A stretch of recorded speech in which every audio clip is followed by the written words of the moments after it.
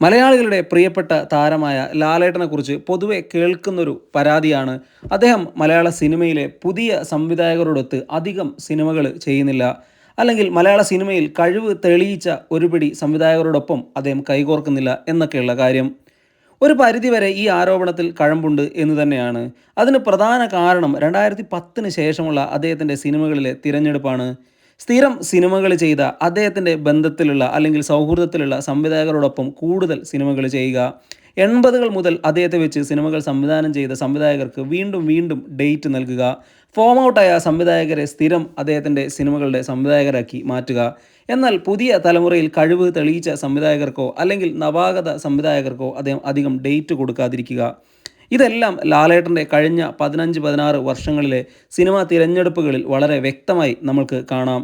2010 ശേഷം അദ്ദേഹത്തിൻ്റെ തന്നെ നിർമ്മാണ കമ്പനിയായ ആശീർവാദ് സിനിമാസ് കൂടുതലും അസോസിയേറ്റ് ചെയ്തിരിക്കുന്നത് സത്യനന്ദിക്കാടിനോടും പ്രിയദർശനോടുമൊക്കെയാണ്. എങ്കിലും ഈ പഴയ സംവിധായകരോടൊപ്പം കൈകോർക്കുന്നതിനിടയ്ക്ക് അദ്ദേഹം കൈകോർത്തിട്ടുള്ള രണ്ടേ രണ്ട് പുതുമുഖ സംവിധായകർ അല്ലെങ്കിൽ പുതിയ തലമുറയിലെ സംവിധായകർ എന്നൊക്കെ പറയുന്നത് പൃഥ്വിരാജും ജീത്തു ജോസഫുമാണ്. ജീത്തു ജോസഫും പൃഥ്വിരാജും കഴിഞ്ഞ 15 വർഷങ്ങൾക്കിടയിൽ ലാലേട്ടനെ വെച്ച് ചെയ്ത 7-8 സിനിമകളിൽ ഭൂരിഭാഗം സിനിമകളും നല്ലതായിരുന്നു. അവയിൽ ഒന്നോ രണ്ടോ സിനിമകൾ മാത്രമാണ് പാളിപ്പോയിട്ടുള്ളതും. മോഹൻലാലിനെ പോലെ ഇൻഡസ്ട്രിയിലെ ഏറ്റവും വലിയ താരവും ഏറ്റവും മികച്ച നടനുമൊക്കെ സ്ഥിരം സിനിമകൾ ചെയ്യുന്ന സംവിധായകരോടൊപ്പം വീണ്ടും വീണ്ടും അസോസിയേറ്റ് ചെയ്യുമ്പോൾ അദ്ദേഹത്തെ വെച്ച് സിനിമകൾ ചെയ്യണമെന്ന ആഗ്രഹമുള്ള കഥാകൃത്തുക്കൾക്കും സംവിധായകർക്കും അത് സാധിക്കാതെ പോവുകയാണ്. തൻ്റെ കംഫർട്ട് സോൺ വിട്ട് മോഹൻലാൽ പുറത്തു വരുന്നില്ല എന്നുള്ള പരാതി ഏറി വരുന്ന സമയവുമായിരുന്നു. അതിന് പ്രധാന കാരണം അദ്ദേഹത്തിൻ്റെ സ്വന്തം പ്രൊഡക്ഷൻ ഹൗസ് തന്നെയാണ്.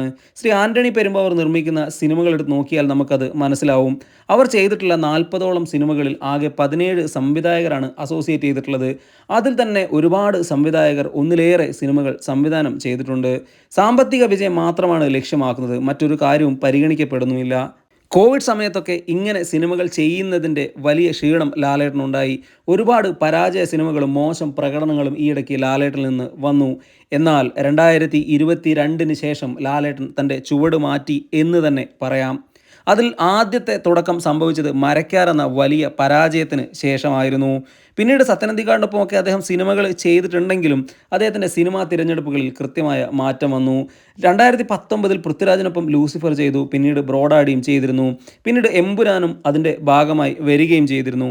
എന്നാൽ 2022 കൊറോണ കാലത്തെ പരാജയങ്ങളിൽ നിന്ന് പാഠം പഠിച്ചിട്ടാണോ എന്നറിയില്ല, അദ്ദേഹം മലയാള സിനിമയിലെ ഏറ്റവും കഴിവ് തെളിയിച്ച സംവിധായകനായ ലിജോ ജോസ് പെല്ലിശ്ശേരിക്ക് കൈകൊടുക്കുന്നു. അവരുടെ കൂട്ടായ്മയിൽ ഒരു ചിത്രം വരുന്നു. ചിത്രം നിർമ്മിച്ചത് ഷിബു ബേബി ജോൺ ആയിരുന്നു. സിനിമയുടെ പേര് മലൈക്കോട്ടെ വാലിബൻ. ഒരു കൊമേഴ്സ്യൽ ചിത്രം എന്ന രീതിക്ക് പ്ലാൻ ചെയ്ത് മുന്നോട്ട് പോയി വലിയ ഹൈപ്പിലേക്ക് പോയ സിനിമ പക്ഷേ തിയേറ്ററിൽ ആ ഒരു പ്രതീക്ഷ നിലനിർത്തിയില്ല. സ്ഥിരം ലിജോ ജോസ് പെല്ലിശ്ശേരി ചിത്രങ്ങളുടെ ഗണത്തിൽ തന്നെയാണ് വാലിബനും. വാലിബൻ തിയേറ്ററിൽ പരാജയപ്പെട്ടെങ്കിലും ലാലേട്ടൻ്റെ കരിയറിലെ ഏറ്റവും മികച്ച വേഷങ്ങളിലൊന്നും ഏറ്റവും വ്യത്യസ്തമായ സിനിമകളിലൊന്നും തന്നെയാണ് സമ്മാനിച്ചത്. എന്നാൽ വാലിബന് ശേഷവും ലാലേട്ടൻ പുതിയ സംവിധായകർക്ക് കൈകൊടുക്കുന്നത് നിർത്തിയില്ല. അടുത്തതായി ഇതാ വരുന്നു മലയാള സിനിമയിൽ കഴിവ് തെളിയിച്ച യുവ സംവിധായകനായ തരുൺ മൂർത്തി. ഇത്തവണ പ്രൊഡക്ഷനിൽ എത്തിയത് രജപുത്ര രഞ്ജിത്താണ്. ലാലേട്ടനും തരുണും ആദ്യമായി ഒരുമിച്ച തുടരും ബോക്സ് ഓഫീസിൽ വമ്പൻ വിജയം നേടി. മാത്രവുമല്ല, ഒരിടവേളയ്ക്ക് ശേഷം ലാലേട്ടൻ്റെ ഗംഭീര പ്രകടനത്തിനും സാക്ഷ്യമായി. അവിടം കൊണ്ടും തീർന്നില്ല. തരുൺ മൂർത്തിയുമായി വീണ്ടും ഒരു ചിത്രം ലാലേട്ടൻ ചെയ്തു. അതാണ് അതിമനോഹരം. ഇപ്പോൾ ഷൂട്ടിംഗ് നടന്നുകൊണ്ടിരിക്കുന്ന ചിത്രം പ്രൊഡ്യൂസ് ചെയ്യുന്നത് ആഷിഖ് ഉസ്മാനാണ്. ഇതിനുശേഷവും ലാലേട്ടൻ പ്രേക്ഷകരെ ഞെട്ടിച്ചു. ദിലീഷ് പോത്തൻ എന്ന മലയാള സിനിമയിലെ യുവതലമുറയിലെ ഏറ്റവും കഴിവ് തെളിയിച്ച സംവിധായകനോടൊപ്പം ലാലേട്ടൻ്റെ സിനിമ വരുന്നു. ചിത്രം പ്രഖ്യാപിക്കപ്പെട്ടു. നെടുങ്കണ്ടം മിറക്കിൾ. ഒരു പക്ഷേ ലാലേട്ടനെ സ്നേഹിക്കുന്നവരും പ്രേക്ഷകരുമൊക്കെ വല്ലാതെ ഞെട്ടിപ്പോയൊരു പ്രഖ്യാപനമായിരുന്നു ഇത്. കാരണം ദിലീഷ് പോത്തൻ മലയാള സിനിമയിൽ ഏറ്റവും കഴിവ് തെളിയിച്ച വ്യത്യസ്തങ്ങളായ 3 സിനിമകൾ നൽകിയ സംവിധായകനാണ്. ഒരിക്കലും ചുവട് പിഴയ്ക്കാത്തൊരു സംവിധായകനായി തന്നെയാണ് അദ്ദേഹത്തിൻ്റെ മുന്നേറ്റം. മഹേഷിൻ്റെ പ്രതികാരവും ജോജിയും തൊണ്ടിമുതലും ദൃക്സാക്ഷിയും നൽകിയ ദിലീഷ് പോത്തൻ ലാലേട്ടനൊപ്പം നെടുങ്കണ്ടം മിറക്കിളുമായി വരുമ്പോൾ വലിയ അത്ഭുതം തന്നെയാണ് മലയാള സിനിമ പ്രതീക്ഷിക്കുന്നത്.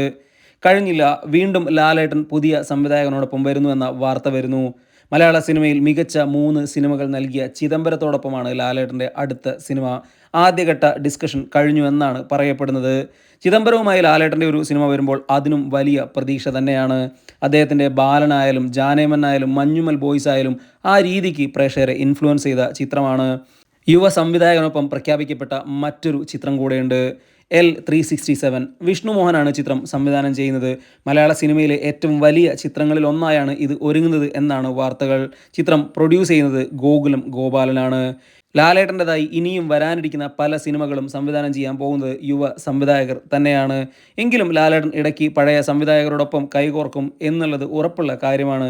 എങ്കിലും ലിജോ ജോസ് പെല്ലിശ്ശേരിക്കും ദിലീഷ് പോത്തനും ചിദംബരത്തിനും തരുൺ മൂർത്തിക്കുമെല്ലാം കൈകൊടുത്തുകൊണ്ട് പുതിയ സിനിമകൾ ചെയ്യാനുള്ള ലാലേട്ടൻ്റെ നീക്കം മലയാളി പ്രേക്ഷകർക്ക് വലിയ പ്രതീക്ഷയാണ് നൽകുന്നത്. ഇനി വരാനിരിക്കുന്ന ലാലേട്ടൻ ചിത്രങ്ങളിൽ പലതും സംവിധാനം ചെയ്യാൻ പോകുന്നത് മലയാളത്തിലെ പ്രഗത്ഭരായ യുവ സംവിധായകരാണ്.